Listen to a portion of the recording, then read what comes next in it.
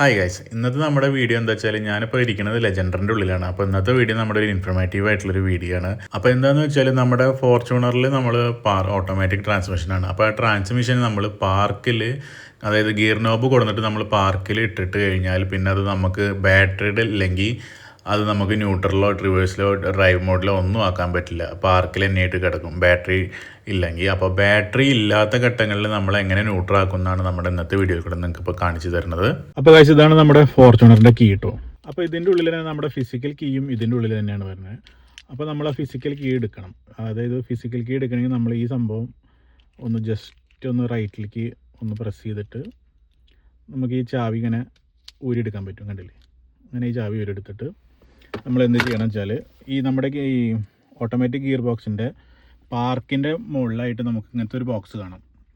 ഈ ബോക്സിൽ എന്ത് ചെയ്യണം വെച്ചാൽ നമ്മൾ ഈ കീ ജസ്റ്റ് ഒന്ന് ഈ ഒരു ഗ്യാപ്പിൽ ഇടുക, എന്നിട്ട് ജസ്റ്റ് ഒന്ന് തിക്കി എടുത്തു കഴിഞ്ഞാൽ നമുക്ക് ഈ പീസ് ഇങ്ങനെ ഊരിയെടുക്കാൻ പറ്റും. അത് ഊരിയെടുത്തതിന് ശേഷം ഇതിൻ്റെ ഉള്ളിൽ നോക്കുകയാണെന്ന് വെച്ചാൽ നമുക്ക് ചെറിയൊരു ഗ്യാപ്പ് കാണാം.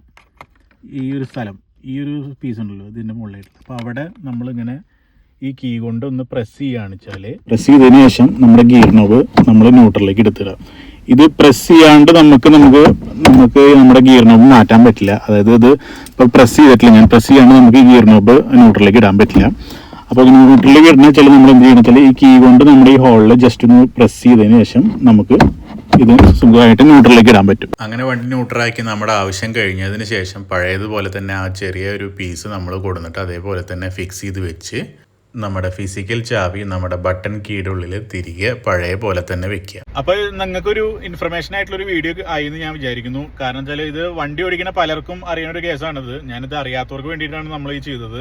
അതായത് ഇപ്പോൾ ഡ്രൈവ് ചെയ്യണ ഒരു ബിഗിനർ ആയിട്ടുള്ള ഡ്രൈവേഴ്സിനൊക്കെ ഇത് മിക്കതും അറിയുണ്ടാവില്ല. അപ്പോൾ അവർക്കൊക്കെ വേണ്ടിയിട്ടാണ് ഞാൻ ഈ വീഡിയോ ചെയ്തത്. അപ്പോൾ വീഡിയോ ഇഷ്ടപ്പെട്ടെങ്കിൽ ഒന്ന് ലൈക്ക് ചെയ്തേക്കുക.